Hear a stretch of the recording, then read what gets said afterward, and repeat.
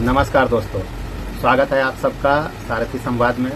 आज की बड़ी खबर उत्तर प्रदेश के रामपुर से निकल कर आई है, जहां समाजवादी पार्टी के वरिष्ठ नेता को 2019 के एक विवादित बयान मामले में अदालत ने 2 साल की सजा सुनाई। अदालत ने उन पर 20,000 रुपये का जुर्माना भी लगाया। मामला उस बयान से जुड़ा हुआ है जिसमें चुनाव प्रचार के दौरान उन्होंने कहा था, कलेक्टर से मत डरियो, ये तनखैया हैं, और वे प्रशासनिक अधिकारियों को लेकर कई आपत्तिजनक टिप्पणियां की थी।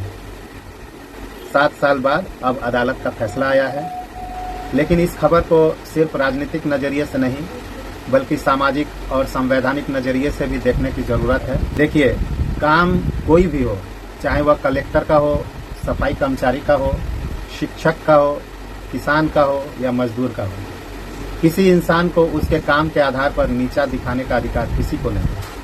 लोकतंत्र में हर पद का सम्मान होना चाहिए। अगर अदालत ने इस मामले में फैसला दिया है तो उसका स्वागत होना चाहिए, क्योंकि कानून से ऊपर कोई नहीं होना चाहिए। लेकिन यहाँ एक बड़ा सवाल भी खड़ा होता है, जब यह बयान दिया गया था तब प्रशासन क्या कर रहा था? कि क्या उस समय उनकी सत्ता इतनी मजबूत थी कि कोई कार्रवाई नहीं हो सकती? अगर 7 साल बाद न्याय आता है तो क्या यह हमारे सिस्टम की धीमी गति को नहीं दिखाता? हमारे देश में हजारों लाखों मामले वर्षों तक पेंडिंग रहते हैं। आम आदमी छोटी छोटी सुनवाई के लिए जिंदगी गुजार देता है। इसलिए यह फैसला सिर्फ एक नेता की सजा की खबर नहीं बल्कि हमारे सिस्टम पर भी एक सवाल है।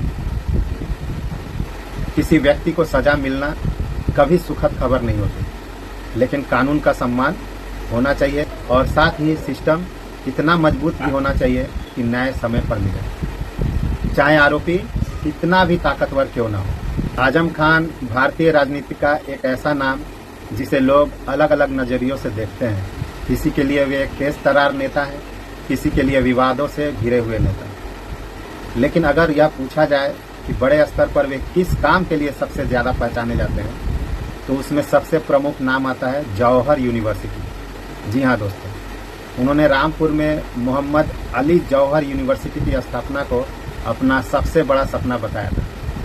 उनके समर्थकों का कहना है कि उन्होंने शिक्षा, खासकर मुस्लिम समाज और पिछड़े तबकों के बच्चों को उच्च शिक्षा से जोड़ने के लिए बड़ा प्रयास किया।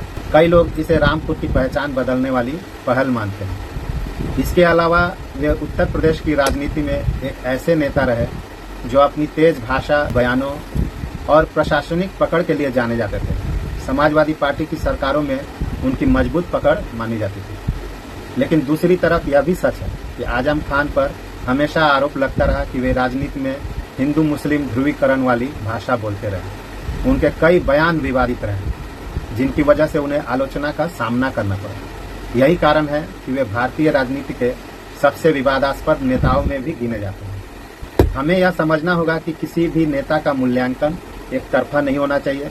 अगर किसी ने शिक्षा के क्षेत्र में काम किया है तो उसे स्वीकार करना चाहिए। अगर किसी ने समाज में तनाव बढ़ाने वाली बातें की हैं तो उसकी आलोचना भी होनी चाहिए। लोकतंत्र में सबसे जरूरी चीज यही है कि हम व्यक्ति पूजा से ऊपर उठकर काम और विचार दोनों को अलग अलग देखकर समझें। किसी नेता का अच्छा काम उसका अच्छा काम है और उसकी गलत बात गलत ही रहेगी। यही संतुलन लोकतंत्र को मजबूत बनाता है। मैं हूँ राकेश श्रीवास्तव, सारथी, और आप देख रहे थे सारथी संवाद। बहुत बहुत धन्यवाद दोस्तों। मिलते हैं अगले वीडियो।